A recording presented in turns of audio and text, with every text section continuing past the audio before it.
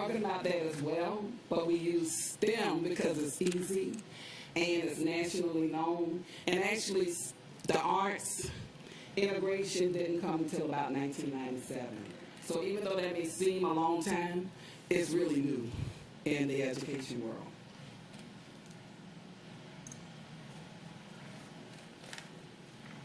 We have STEM integration in everything that we do. Our biggest STEM project is the Student Success Expo and STEM Festival. We started that initiative about 12 years ago, and it really started as an opportunity for the community and parents and students to learn about CTAE and all that we offer. But as it has grown, it's about the entire district. But also we show how STEM is integrated in everything that we do. We have competitions. We usually have about 20,000 people to attend.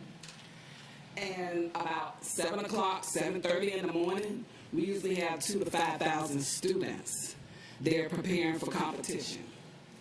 Some of the competitions that we have there is the egg drop, and that is a highly contested competition. I don't know why, but it is. But that is one of our most popular.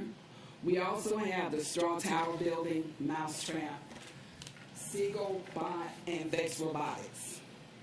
We also have the medical preceptorship program, where 12 seniors each year get to shadow doctors. And those are students that want to be physicians or go into the medical field. And we've had that program for about 20 years. Also, we have the Medical Explorer Post, and that is a year-long process for students where they shadow medical professionals for an entire year, and they graduate, and they're able to apply and enroll in other medical Explorer Post program, such as engineering and law and criminal justice.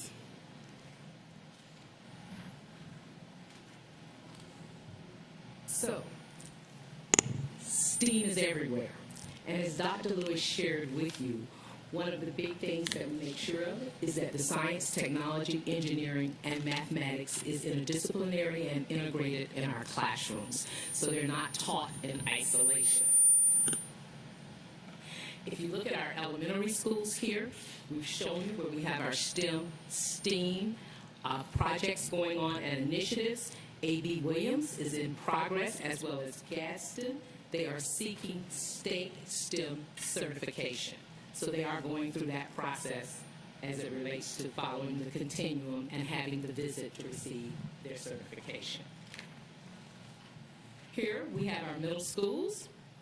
And as you can see, some of the programming, for example, at STEM, our actual certified STEM middle school, Bartlett STEM, we have engineering and business, computer science. We also have at Mercer our business, computer science, and they have FACS. And you'll see at some of our K-8s as well. Isle of Hope, we have business and computer science. So all of our schools, K-8 or middle, have initiatives and programs that are focused in that area, as well as ensuring that in the classrooms they're working to create interdisciplinary units to integrate the science, the technology, and the engineering and mathematics as well. And let's not forget when there's STEAM, the arts. You do have these in your handouts, recognized on the screen. They might be a little small, but the reason they're a little small is because our high schools are so big when it comes to STEAM and STEM initiatives. So they have a number of programs beyond the academic core courses that are also STEAM focused. And as you can see, one of our stellar programs is Beach and our allied healthcare, as well as we have our logistics and aviation at Groves, and of course some of the others such as Islands with our agricultural program. And we would be remiss if we did not mention our career tech programs, especially at Woodville, Tompkins, and Savannah High School, as well as you can see Windsor Forest here with our unmanned aviation drone program, and early college, their business law and criminal justice programs.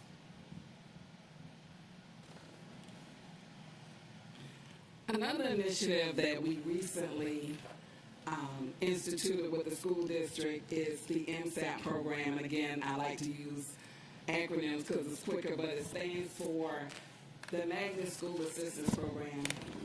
And this initiative is called the Lighthouse Project. And it involves 3 of our schools, the elementary, middle, and high school.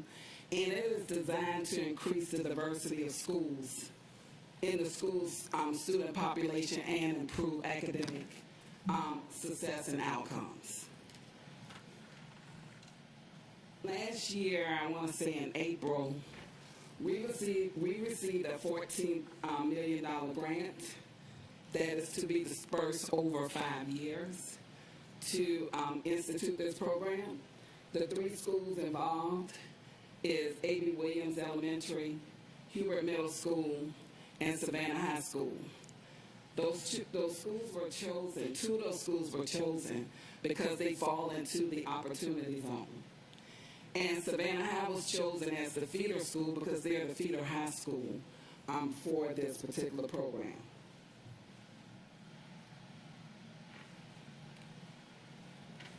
In addition to seeking STEM and STEAM certification for these programs, we will use the COMA model and implement that program in those schools. And the COMA model is a model that deals with the whole child. It will give us an opportunity to work with the student, find out what's going on with that student, because we all know if the student family and their background is lacking, they tend to lack. So when we work with those students, we'll be working with the entire family, the whole child, making sure they have what they need academically as well as personally.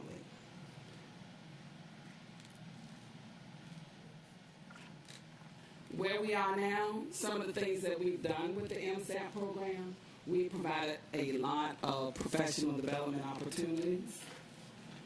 We've had STEM training that started in July. We also have met with the COMA group, and we had an awesome experience. It really was. And I was thinking, good Lord, if this is like this for the first meeting, I can't wait until the rest. We also have had training with the U.S. Department of Education under the federal programs and what is expected, what they want. And we also have an opportunity to be highlighted with on their site, and that should be coming out soon.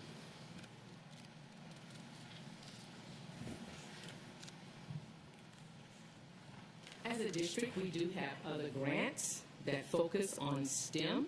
In 2019, we were awarded a DODEA grant, which promotes military-connected student enrichment in STEAM. And so our schools of focus are Georgetown and Pulaski, and they focus on STEM education and providing enrichment opportunities in those areas for students. They do engage in hands-on learning during that time, and of course, that learning is aligned, as we've said, with the Georgia Standards of Excellence in science, technology, engineering, and mathematics. That's a $500,000 grant. And good news continues. We were awarded an additional DODEA grant, 2021. I believe that award was just announced on Tuesday. Yes, on Tuesday. And so this one also is focused on STEM, and those schools are Southwest Elementary, Southwest Middle, and Godly Station.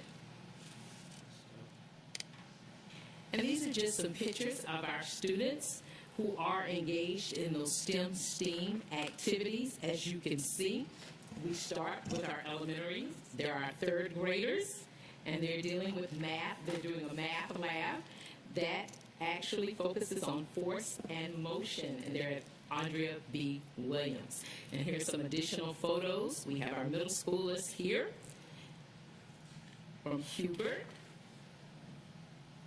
And again, more photos of our middle school students. one of the activities that I remember as a middle school principal, they love their vehicle designs and actually getting ready to race them up and down the hallway. That's the only time as a middle school principal running was allowed in the building. And additional middle schools and our high schoolers. And of course, we are featuring here welding at Savannah High School. As you can see, our students are actually utilizing a cutting torch and cutting metal, so they are performing real-world activities in our state-of-the-art labs. And again, just additional photos of our students as they engage in STEM activities. Of course, we have hundreds upon thousands, but could not include them all. Questions? Before I call on board Ms. Hall, I had a question or two. One, I did not see the veterinary medicine program in Ireland. Where does that fall? That is under, should be under the high school. It's under ag. So okay, It's under the, when you look at CTAE, you look at the cluster, and then you look at the programs. Right. So Okay. many times we will put the cluster, which is ag. Ag is huge in Georgia, and they really like us to emphasize the ag. I understand and under the that. pathway is the small veterinary it science. just seemed to me that there was way more to veterinary than agriculture, but anyway. And also, people know the veterinary science program, also scientific research, all of that. So when you don't see it, that's the first thing I thought. Like, I'm not seeing veterinary science because that's what people know. Thank you. Two other questions quickly. All the certifications that we are pursuing and have gotten, who is that with? You talking about the STEM The certification? STEAM, is that a government? That's under the Department of Education, Georgia Department of Education. Okay. But there's no accrediting national organization of STEM that we work toward? No, they just have national Okay. STEM, but the actual certification is through the state. Okay. And lastly, I know sort of about opportunity zones, but with the opportunity zone that Andrea Williams is in and all that, is that larger than just us? I mean, has the city, housing, county, anybody also voted to be a part of that or have that be an opportunity zone? Well, actually, it's a national opportunity, and it just so happened that in Chatham County, that area was considered an opportunity zone, and it's really to draw businesses to that area, to pull that area up. And if you look at where Savannah High is located, you would think that they're in the opportunity zone, but they're not, No. based on the geographical area and the income level that falls in the area where Savannah High is situated. I was asking the question because Ms. Hines would probably remember that when we were first on this board, we worked with the city and CETA and the county, I think, and it became a no tax zone in that same zone, and I didn't know whether that had replaced or. Right. It's kind of crazy the way they drew the lines. Okay. Because the Savannah Golf Club, even though it's near there, it doesn't fall in the opportunity zone. Okay. So it kind of curves around. Okay, Ms. Hall, and then whoever else. Two things. First of all, I actually have a picture of a 7th grade boy who I know, who they evidently were chemists for a day, and he sent me this picture of him as a lab chemist and has the full lab uniform on. So I was really happy to see this, and they were thrilled. His mother told me that all the night before he was getting ready to be this chemist. So that's really very wonderful, wonderful. And in terms of the certifications, do we perhaps tax the schools too much in terms of trying to get back to where we were before the pandemic, and at the same time trying to do these really hard certification? Yeah, is there a chance that we, and I ask that because I let the superintendent know. I've heard from a couple of teachers that they feel a little overwhelmed. Well, because I'm a fan of the certification, no. And the reason, okay. And the reason I say that is because once the teachers buy into the process, they realize these are things that I'm doing every day. The only thing we do is help them and assist them with resources to do it better. So when we're going into the classroom, it's not an I got you moment. It is to see what you're doing and then offer ways to help you do it better by offering technology, by offering other resources, by having speakers to come in, by having business partners to come in, so the students can see the relevance of what they're doing in the classroom and what's in the community and the workforce. Okay. Thank you. I have Also, I Mr. think the Bowser. teachers, I was going to add to that. Excuse me. I'm We really are capitalizing on the collaborative planning and the planning process that's already in place. So they have that time to work together and to collaborate and to integrate all of this. And some of it's during the school hours and some of it's after. So that way when they're delivering their lessons, they're that much richer and stronger and the interdisciplinary part is already inclusive. Thank you. I have Ms. Grabowski, Mr. Katchma, Ms. Hines, Dr. Howard Hall. Thank you so much for the update and presentation.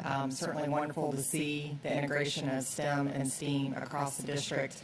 Not to harp on certification, I have two questions, and one of them was related to certification. It might be helpful to understand a little bit about what goes into that process for that state certification, and is that something we are actively encouraging each of our schools to do, or is it kind of up to the school whether or not they pursue that state certification?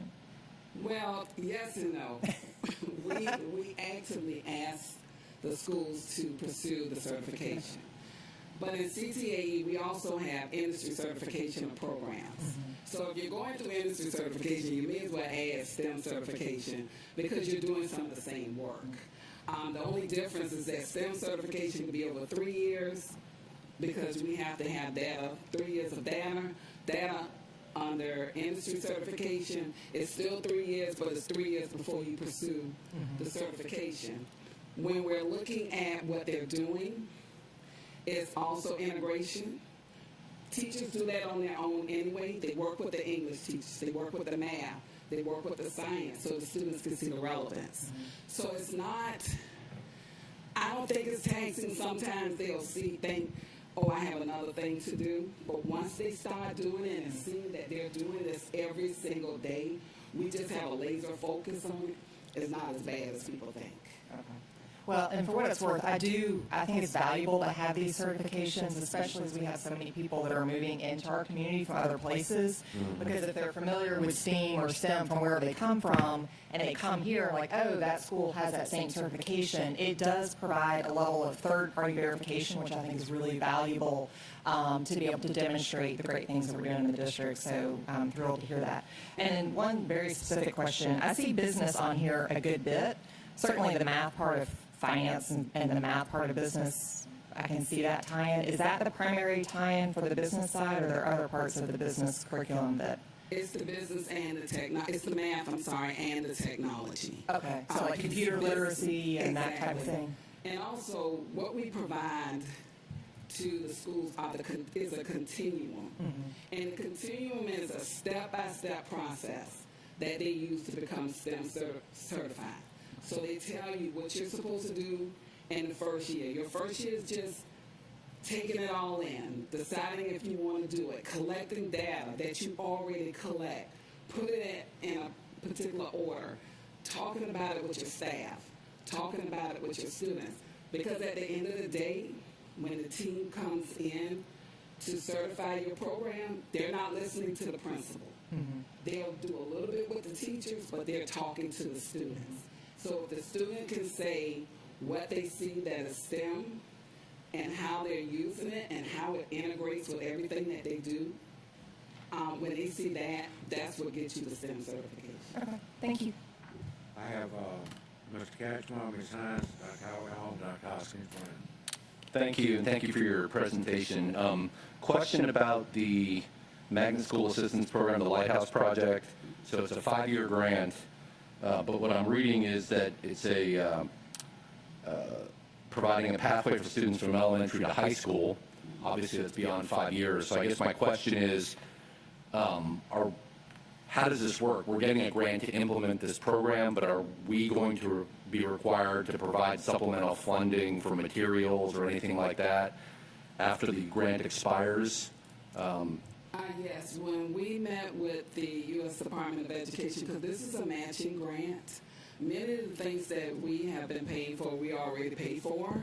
So it's a matching grant, and we had to let them know and understand that we're not just doing this program just for those 5 years, that we plan to continue this program for years to come. Because once you become STEM certified or STEAM certified, there is a 5-year recertification process. So after 5 years, you recertify. So they'll be doing some of the same things. They continue to do it. We had a meeting this week, and we met with some schools that have completed STEM and STEAM certification, including some of our schools, and they understand that once you become STEM certified, you start that process all over again.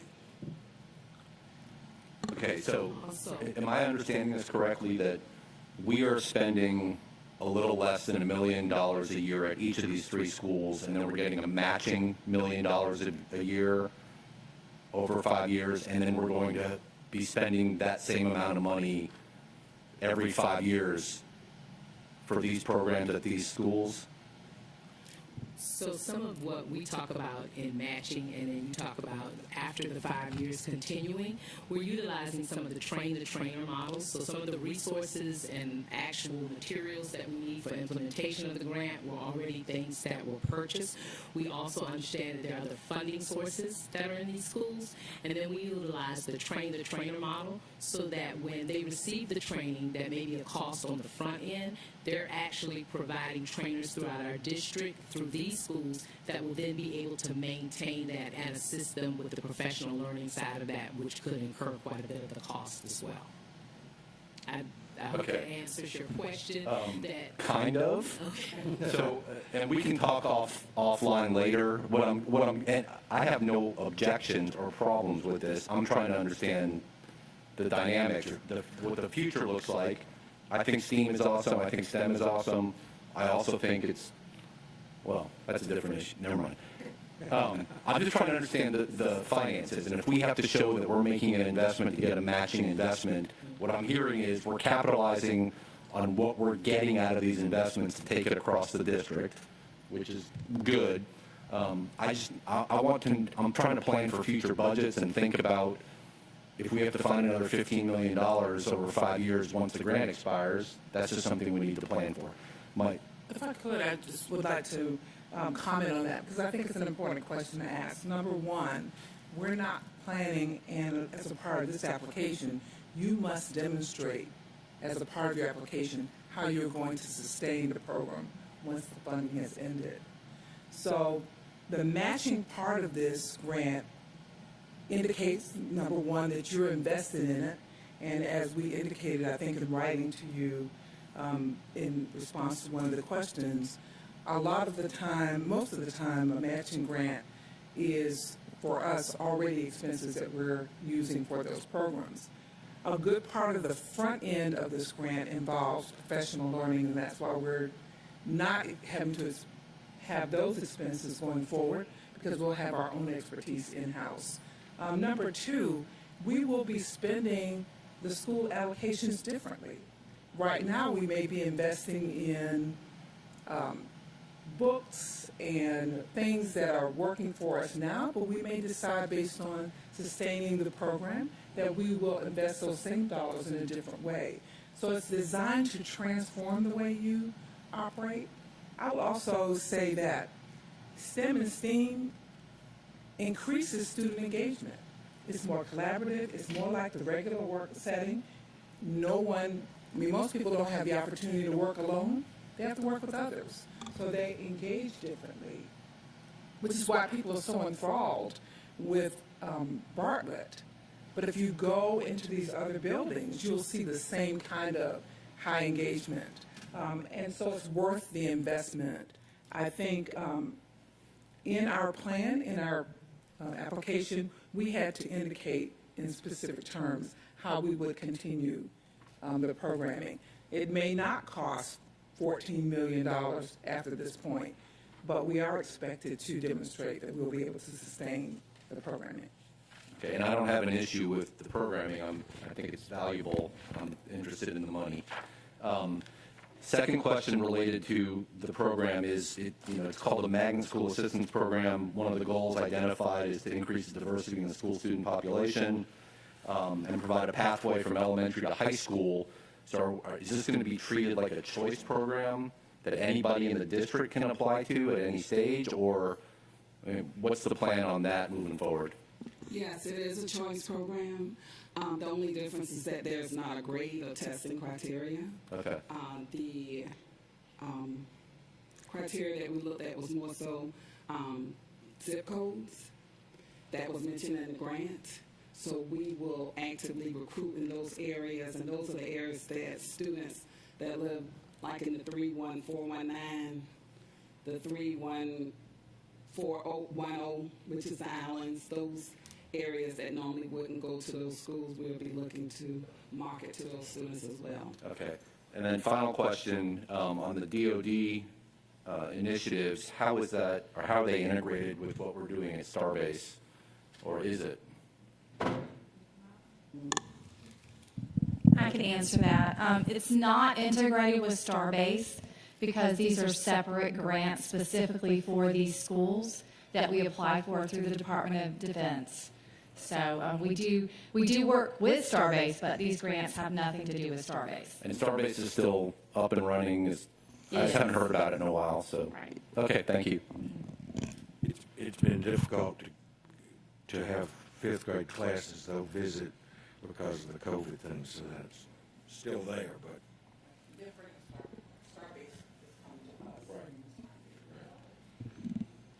Okay.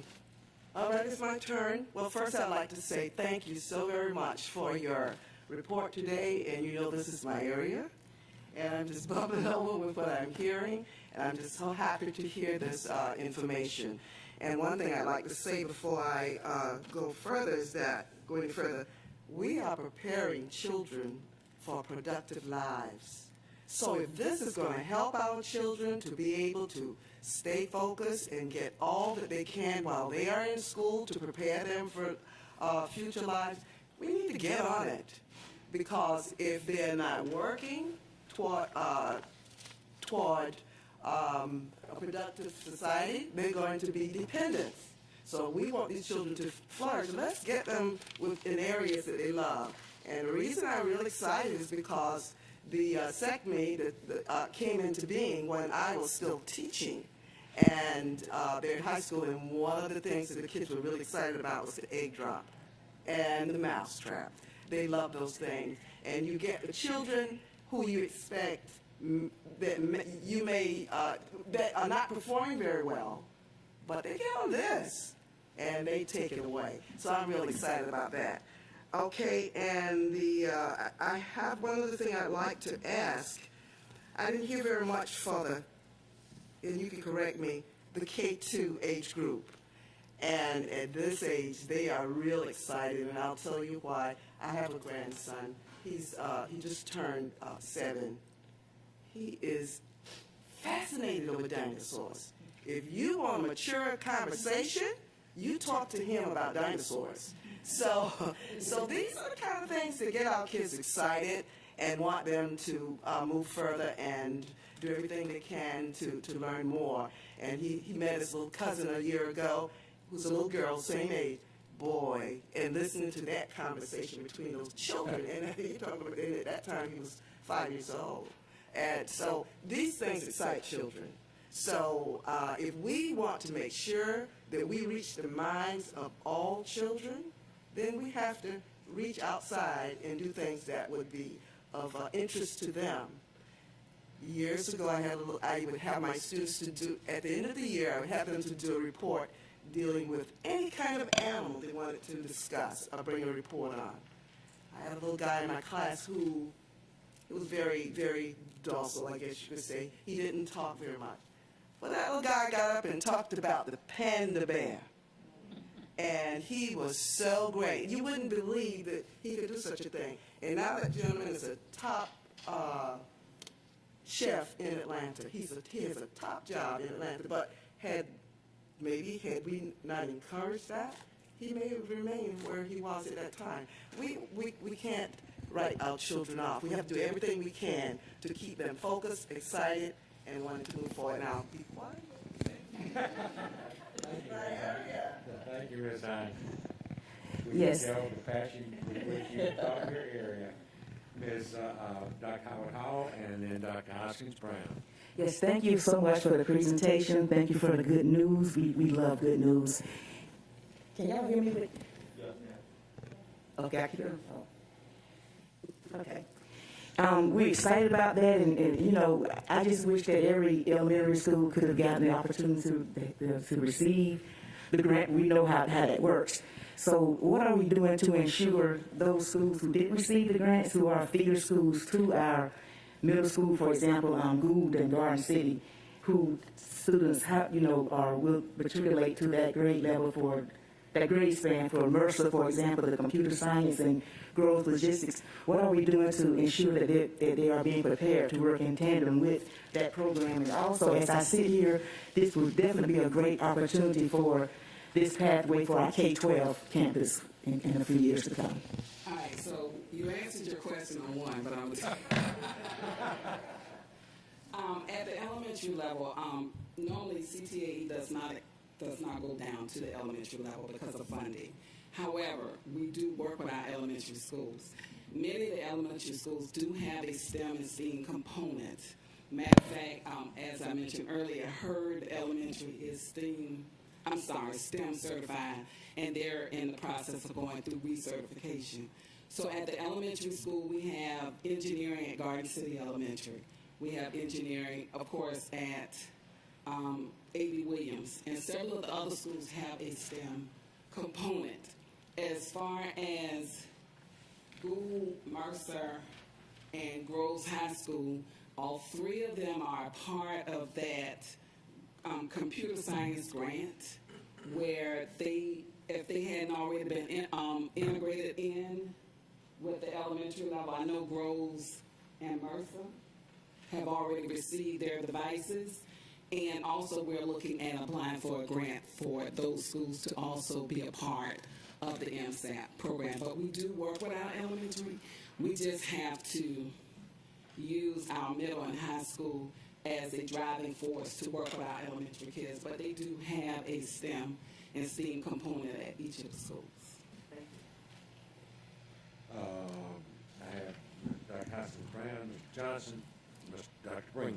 Thank you. This is a popular topic, and so I echo the congratulations of my colleagues, and I will try not to be long and just make some really specific comments. I am really happy to see the proliferation of STEM and STEAM in the district. As we've seen, it wasn't like this some years ago, and so it's really, really awesome to see it, and I think it's beneficial to students who previously, as has been referred to, previously would not have been identified as candidates to be in a hands-on STEM program, and I think that's particularly helpful. I think the grants are absolutely wonderful, and so one of my questions is, how are we engaging with the scientists in the area at our universities who are applying for research and training grants that they're supposed to be identifying and training students? Like, are we optimizing the opportunities to be connected with folks who are like me? My grant is a training grant. I'm supposed to be identifying talent and giving scholarships and fellowships. How are we working with the universities like Savannah State, Georgia Southern, Georgia Tech, who are here that could be that part of that conduit for us? Now, Savannah State and Georgia Southern has always been a part of our advisory council and working with us. It may not have been specifically in the STEM area, so to speak. I'm talking about working directly with those schools. But anytime we have a need, as them coming in, working with the students, providing opportunities to, for example, when they have competitions, we've had instructors to come out and work with the students as well. So it may not be on a grand scale, but we are working with those institutions, especially under our healthcare science program. We just started with they brought ag down. They're doing a pilot program with ag at the elementary level. Mm-hmm. And so we're working with schools now to bring that ag focus. So it may be in horticulture, it may be in veterinarian science, it may be in commercial fishing. Mm-hmm.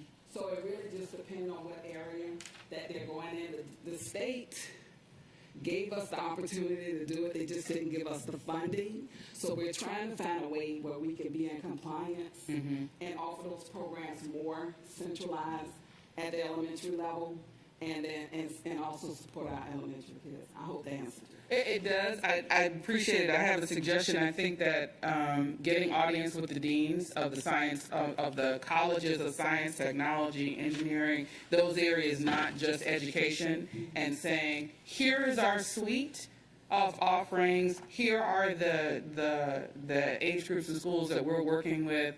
I think would be really helpful because honestly, when faculty are preparing grants for NSF, there's always the broader impact section that says what are your broader impacts in the community, whether it's on URM, underrepresented minorities, or whether it's K through 12 education. And faculty are putting together applications. They always have to get approved by their deans.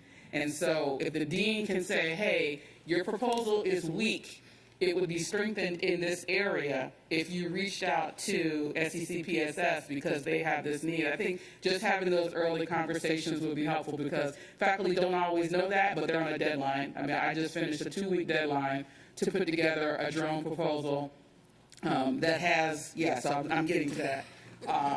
So we have a commercial drone and we use it for habitat assessment. I've got one pilot in my lab. I'll have my license at the end of the month. We've got another person who will get trained. So we're developing a drone team for habitat assessment because I'm too old to jump out of the boat. 10 years ago when I got on the board, I used to say, I get on the board and I jump out with a shovel. I'm too old for that now, so we need new technology to do that. So that brought my question about drone work. So I know what the partnerships are. I know I'll be talking to people at Jenkins. I know I'll be talking to people at Windsor Forest. Other faculty don't know that, and they have the same needs to collaborate and support. So we can do better to leverage those relationships. On the drone program, and we call them uncrewed or unoccupied, we're moving away from gender-specific language like unmanned. So when we're looking at uncrewed systems, the students can get their FAA pilot's license as soon as they are ready to do it, and it's about $175. So these students that we're training, are we getting them certified now, like as they're doing the training in school? Yes, the program at Windsor actually begins second semester. As a part of the CTAE program, we provide opportunities to pay for their certification. So once they finish the pathway or halfway through the pathway and the instructor says that they're ready to sit for their license, we will pay for that. Okay, that was provided. That's awesome. And then the last question I had is about the integration of connected teams. Like if you're flying a quadcopter, you are breaking rotors. And you're either going to order those rotors or you're going to talk to the person that has a 3D plastic printer and print some more rotors. So in the same way, folks who are over in the aviation may not be interested. They may be doing some of the work that's around, aviation with people and passenger or freight flights, but they may be interested in fixed wing or some other kind of aviation. Are we connecting these young people across programs to increase their learning and collaboration and leverage resources? Absolutely. In the CTAE land, we are very close. So when I purchase equipment, they usually tag team because they try to convince me to get something that I'm already going to get. And because my motto is, if you don't ask, you don't get. So they'll ask. And many times they'll tag team Okay. to justify why they need this. Oh, we can use this in ROTC. We can use this in aviation. We can use this in engineering. You really don't have to convince me, but I like that they do that. So, of course, they collaborate quite often. Okay, thank you. And then my last question is about the business plan for students. If you are doing something that is highly marketable and does not require that you go on, that you enroll or enlist, and let's say you come out with your FAA 107 license, you're now a commercial pilot, you can fly wherever. And I think very few of us have gone to weddings where there hasn't been a noisy drone flying around taking the video. And so a young person with a business plan that can get the funding for a simple $2,000 drone, which is probably out of the range of many people, but is accessible for business investment, or maybe go into the larger research drones like we use that are like $30,000. They need a business plan to say, okay, I'm a pilot and I can fly it, but also I can start a business that is dependent upon this skill, like we do for barbering, cosmetology, and other things. So what's the connection between business marketing development, that A in STEAM, with the young people that are learning the technical skills? Well, in our career tech student organizations, I'm just trying not to use acronyms, which are the CTSOs. Those students, all of the CTSOs that we have are co-curriculum, which goes along with the curriculum, but they also cross over. So many times when we're having a meeting for FBLA or having an event or doing a lesson for FBLA, also the students that's in Skills USA or TSA, which is the Technology Association for Students in Skills USA, those students we will have business partners that come in. And students may say, well, I want to own my own plane where I can fly personally, or my own drones where I can go out and contract. And we have business partners that come in and actually help students write business plans. We have a wonderful relationship with Members First Credit Union, where she will come in and work with the students across the district, as well as some of our other institutions. Thank you. I have Mr. Johnson, Dr. Brinkman, and then unless we've added board members, I think everyone has spoken. You started us off, Kyle. I appreciate the report, and 2 of my 3 questions have actually been answered already, so that's always a good thing. But I do want to echo what a lot of my fellow colleagues up here said, that I really appreciate the hard work y'all put in for STEAM and STEM. My one question that I have left is that I did notice that there was one charter school on the list. Are we working with the other charter schools to see if we can help them kind of navigate those varsity certifications? Yes, we work with all of the charter schools. We're mandated by the state, but also I have a relationship with most of the principals at the charter schools. At the Savannah-Classical, they have a culinary lab. They're getting ready to get a broadcast video. I did reach out to Tybee. I know they're looking at going through STEM certification, but now the Montessori school, they're elementary, so they would have to request help with the STEM and STEAM process because, as you all know, CTAE does not go to the elementary level. And I think that's it. Oh, and Susie Taylor, they have not reached out yet either, but it will be elementary, and they will have to request help with the STEM and STEAM process. But we help all the schools. Thank you.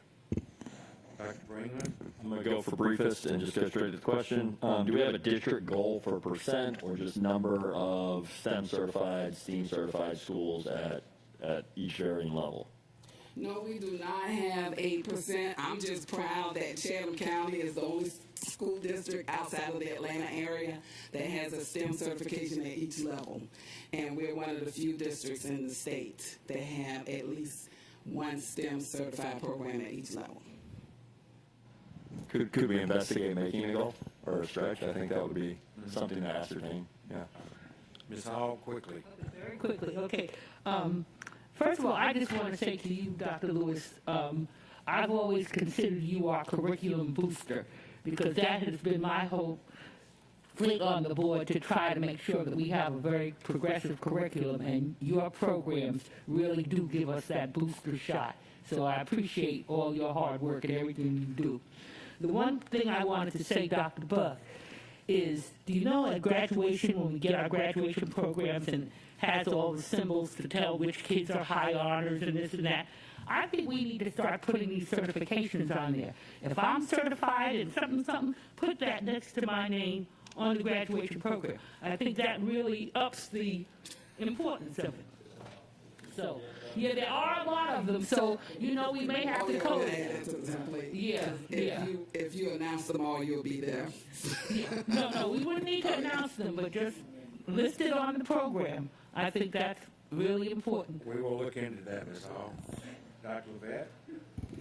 I just want to thank the staff for their work and thank Dr. Hoskins-Brown for recognizing the vast improvement in accessibility to STEM and STEAM work across the district. You're right, several years ago, we were not at that place. I can remember when I came here in 2013, Jenkins was basically, and Bartlett STEM were our only schools that were actively involved. And my commitment as Chief Academic Officer, and certainly extended as Superintendent, is to ensure that all children have access to high quality and highly engaging instruction.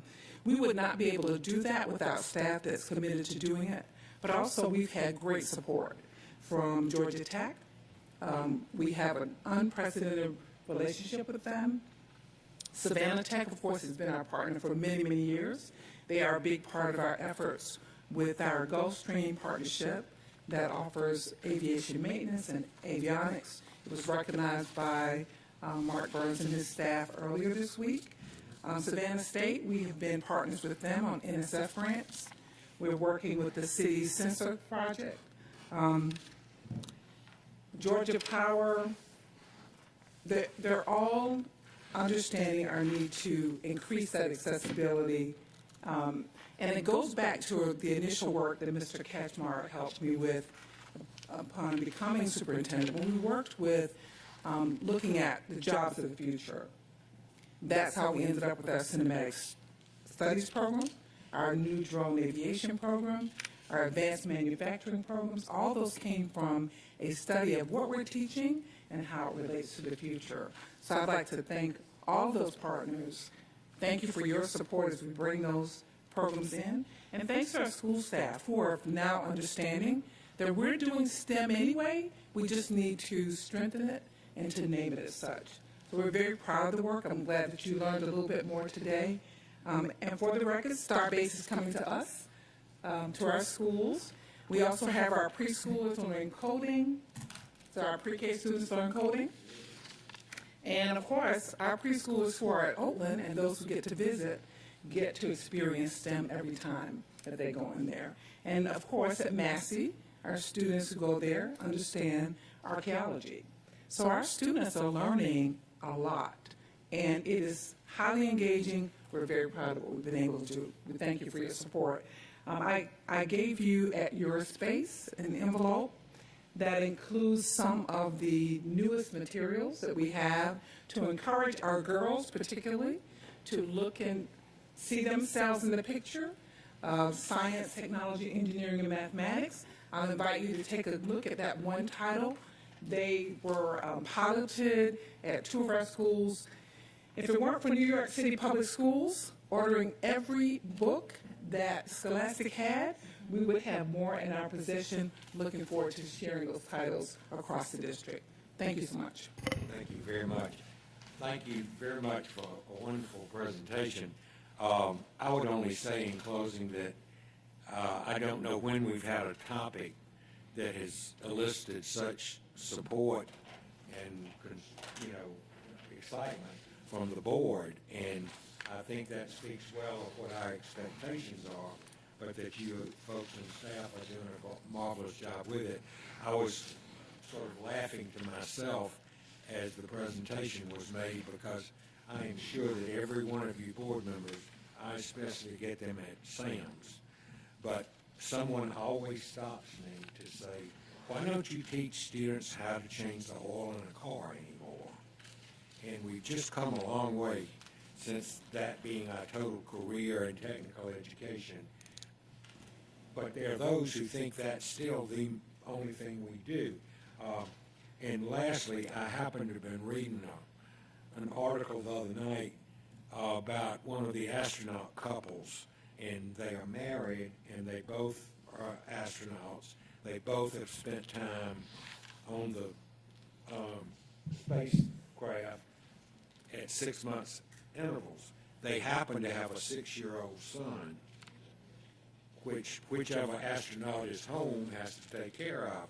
But they were saying that he did not need to learn about STEM and STEAM in his school because of his parents. And I thought, that's kind of an understatement, isn't it? I mean, I can see what they talk about around the kitchen table, but thank you very much for your presentation.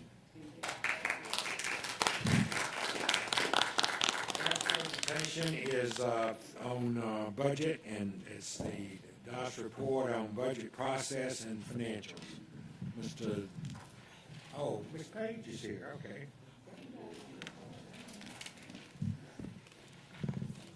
Good morning, everyone. Good morning.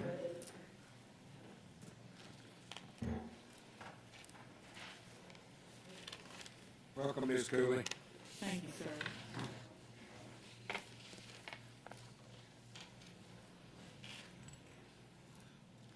I'll take my mask off so you can hear me better.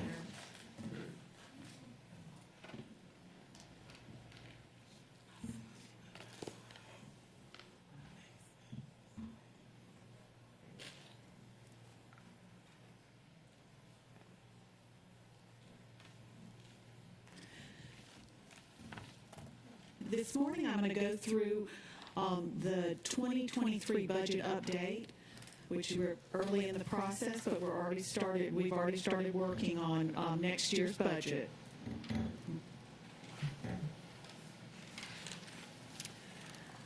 Because of the new district goal structure, we have updated our budget objectives, and these are proposed budget objectives which go with the district's strategic goals.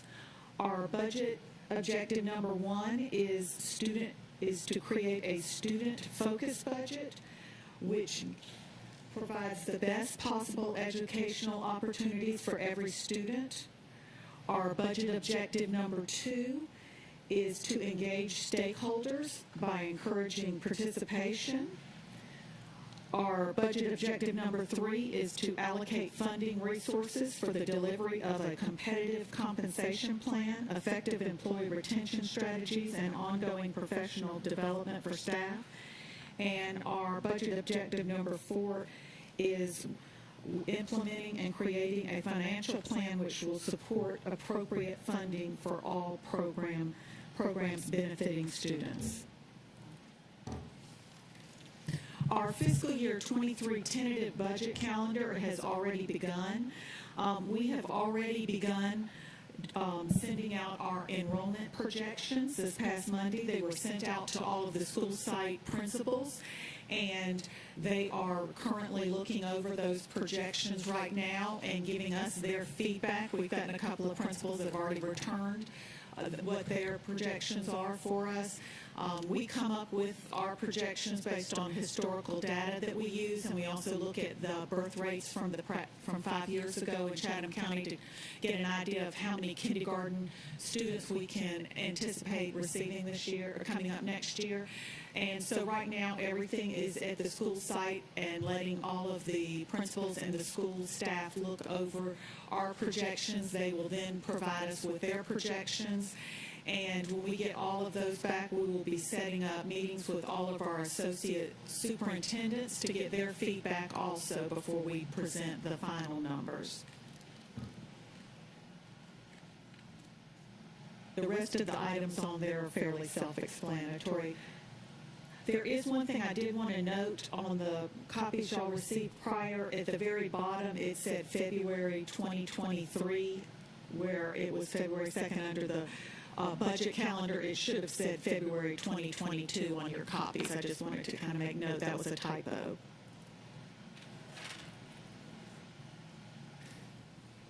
On this slide, I wanted to just kind of mention that in May, we will begin advertising and holding board public hearings on the budget. And also, we anticipate in May receiving our tax digest and rollback millage rate from the Board of Assessors. On this slide, I wanted to kind of point out from our calendar that our tentative budget and tentative millage rate adoption will occur in June. We will also have our second board hearing, and we will be adding an additional public hearing if needed on that. Our fiscal year 23 items of focus include our first thing is our enrollment and staffing stability. We have remained fairly stable with our student enrollment compared to other districts. We have lost a few students, but not near the numbers that nationwide we're hearing about. So we have remained fairly steady in our enrollment. Lingering COVID-19 impacts are always a concern with the budget, and as we know, this pandemic has not ended, and we are still right in the middle of it. So, of course, that is another area of concern with our budget. The state budget austerity reductions are an area of focus. We currently, for this school year, have $6.2 million reduced from our budget due to the reductions from the state, and we definitely need to plan for those sort of reductions in the future unless we hear differently from the Georgia Department of Ed, so that is another area of focus. In fiscal year 23, we will be on our year 5 of 5 years of our modified compensation plan. We're concerned also about our continued financial stability, as we are every year, and then an important thing that we have coming up this year, which will very vastly impact our budget, is the East Blosh 4, which that vote is coming up in November 2021, very soon now. So it's very important everybody go to the polls and vote for that. And, oh, excuse me. Are there any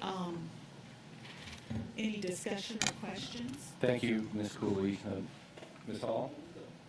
At our retreat, the group that I participated in, which was myself, Mr. Cashmore, Ms. Boyle, Oliver, I can't remember whoever else was in there, but we brought a proposal forward that we listed on our chart, our flip chart. And we have not had a chance to discuss that with the full board. So, I mean, it's not like we can dictate just our little group. But we said that we wanted a 3% COLA to be the baseline for beginning our budget. And I wonder where on your calendar here we would be able to inject that through the superintendent, who would, do our input for us. At what point could we help with the construct of that? I mean, we can really begin that immediately if that's our starting point. Because when we do the budget, we always look at how much money. We don't know exactly what we're going to get in yet, but we can always at least start with that.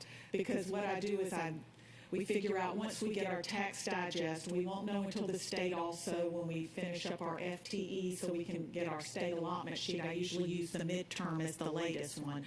But when we start getting those figures, I always try to put in different scenarios for cost of living, 1%, 2%, 3%, 4%. So, I mean, I can put this down as an objective right now. Well, I think, Dr. Buck, first we would have to get the opinion of the entire board. That was just our group. But it is something we do want to have a discussion on to move forward. I think we can certainly do that. I felt like we had discussed it at the retreat in open. I mean, I'm sure there's more discussion to come. I don't mean that I think all 9 agree exactly on what we said, but it was a beginning discussion, and it's not like you just said it and nobody responded to it. That was my impression. Yes, I was just going to suggest that we typically have board input and discussion points on budget in like March, April, May, and typically those start with we get one or two pagers with here's what the state is going to require us to contribute more this year. Here are some initiatives based on the retreat. Maybe at that point we get in, you just know, build in the 3% COLA adjustment in those sheets so we can see what that is in relation to what the state's providing to us. And that's just going to be part of the discussion. You know, just deciding right now we're going to do that when we don't know what the fiscal situation is in the spring. Maybe it's too early to do that now, but know it's a goal, have those numbers ready for discussion in the spring, and we can know that was a goal of the board to try to incorporate that into the budget. Does that make sense? Yes. I just do want to point out that it's correct. It's Larry, I'm over here, I'm sorry. That we also have to bring back an updated compensation plan. So as part of that compensation plan, we're going to review some of the topics that were talked about during the retreat. And what time of the calendar does that happen? It won't be a part so much of the budget calendar. We will schedule that long before the spring, I'm sure. Before we get into the budget talks, we'll make sure we have that discussion with the board members before then. So definitely before the March timeframe. I appreciate you letting us know that, though, because that at least gives me an idea of the direction of the board. That's very helpful to us. Dr. Howard Hall. Yes, thank you for the presentation. As I sit here and reflect with compensatory programs, I know that it's required by federal law that they meet with the principals, and you all are involved with talking about the budget, because when writing those school improvement plans, it must align with the budget. And you've been doing a great job with that in the past. How does that look now with your professional development services that you provide for not only the compensatory programs, Title I school principals, but also the other principals as well? Well, we're on a daily basis interacting with our principals. They call the budget office a lot to help them set up things. And then, of course, we are utilizing Teams meetings quite often now, and meeting just yesterday with Title I, yesterday or day before with Title I exclusively, and working with them. And one of my budget analysts was actually, I was 2 days ago on a Title I meeting, and I know one of my analysts was working with them exclusively yesterday for like several hours. So we are constantly meeting with the grant managers, with the principals, trying to get together. We try to do some training also at the school level for the office staff too, like secretarial trainings coming up.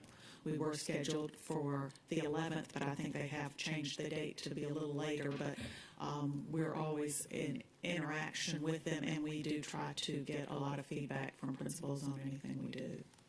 And that's very good, because we know that the budget, that's the heartbeat of the entire district, because everything that we do must align with a budget. So I appreciate that information. Thank you. We've also been doing like an academic return on investment, which we've worked with Dr. Levette and many members of from downtown and various areas, but we have been trying to implement the budget so that it is an academic return on investment, so that we are not just looking at the budget, but looking at the particular measurements to see, did this particular program work, and was this a program that we want to continue because it cost this much and it did this much. And we are really going toward that in a more, with everything we do now, we are trying to implement that.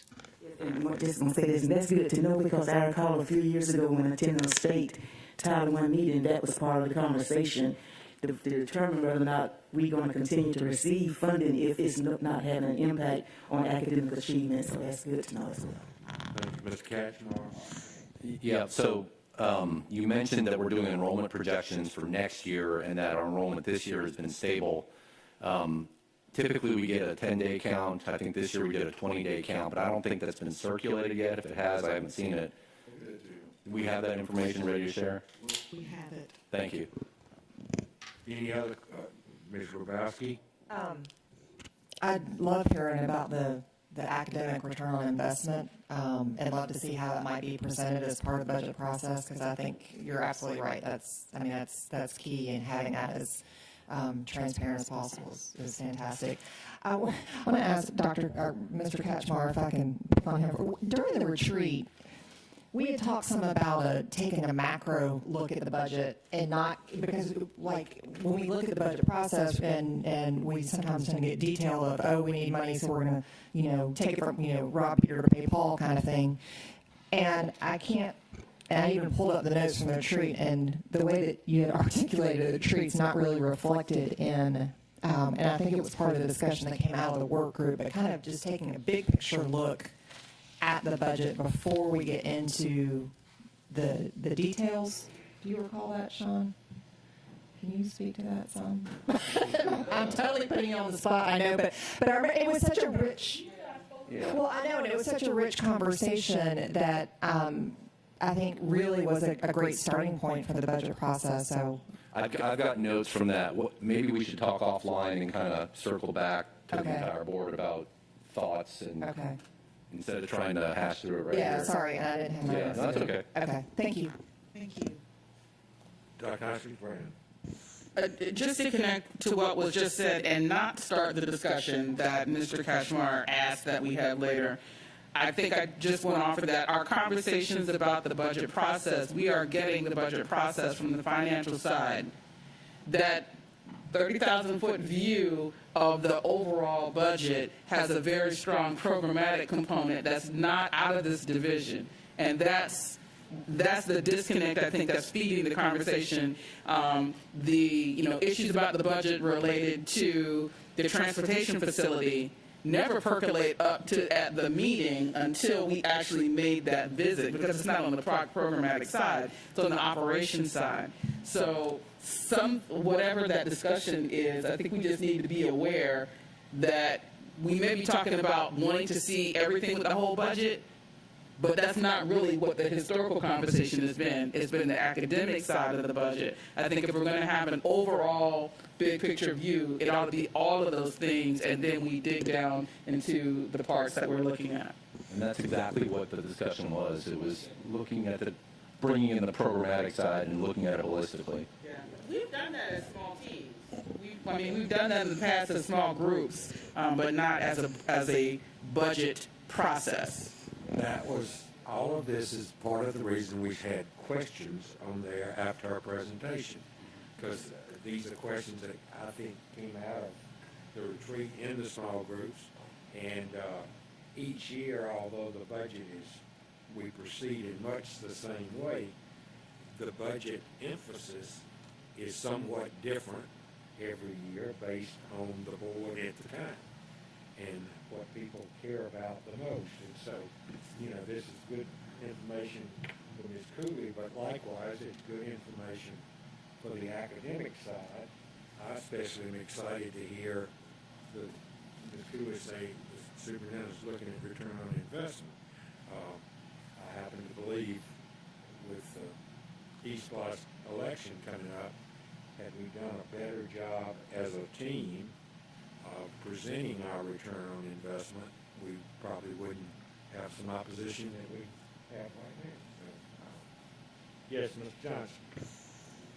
Johnson. I would also like to echo the fact that we're doing the return on investment on the programs. So I know since even before I got on the board, Mr. Kaspar has been asking for, is there a way for us to look at it? And I've also been asking for it. So I'm glad to see that your department is actually taking that and running with it and really going to be able to provide the information to be able to really get down to the nitty-gritty about what's working and what's not, and where we can allocate the funds for where we are getting the best return on investment. So I appreciate it. Thank you.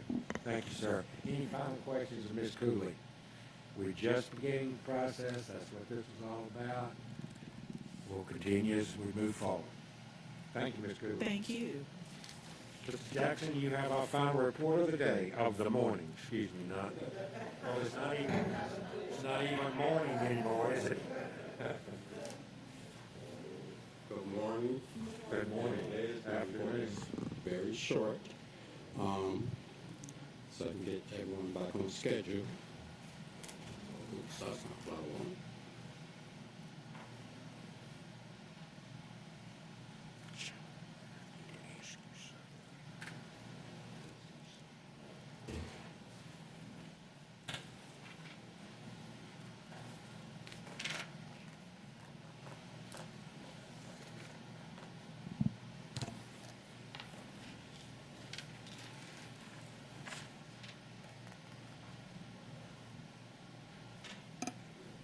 to bring you financial statements for the months ending August the 31st. Again, we're only 2 months into the fiscal year. As I mentioned last month, for the months of July and August are really slow months as far as the budget and expenditures are concerned. A lot of the income that we receive for property taxes are actually recorded in FY21, so the accounting department is making a number of adjustments for those.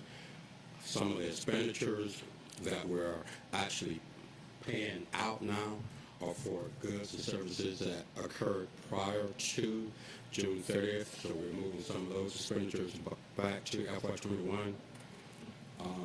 The general fund so far is in good shape. Actual revenues are about 77% of the current budget, which pretty much puts us on target for this time of the year. The expenditures are pretty much 8.4% of the current modified budget, again, which puts us on target.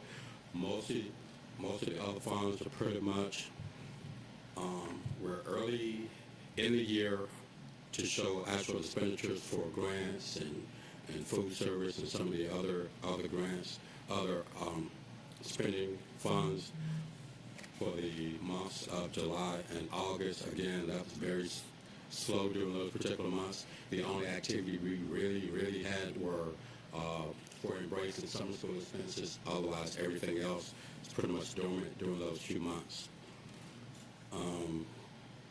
We're actually getting ready to start the process for the FY21 audit. They're coming in next week to do the audit for FY21, and hopefully we should have that available to the board. We're hoping by November, hopefully a month earlier than previous years. But again, there's no concerns in these funds. Any questions? Mr. Jackson, are you feel good about where we are with Munis, and is everybody kind of settling into all the new system? Yes, sir. Actually, everyone is getting a hang of it. We're actually in a better position than I expected. You know, when you have especially when you have a new software system. As Ms. Cooley mentioned, we do have some training, some refresher training coming up next week. Because of the pandemic, a lot of folks did not have an opportunity to really be hands-on because they were not in the schools and doing day-to-day activity. But now that people are in the buildings every day, now they're really getting a chance to get hands-on, and they're learning the system. They're figuring out stuff. School secretaries and principals, some of them are figuring out stuff that we didn't train them, and they're teaching us about some stuff, which is good. So it's coming along fairly well. We're excited about it. On the financial side, on the HR side, they're going through training now, and we're looking forward to that implementation in the spring. But we are in a very good position. We have some items that we want to improve.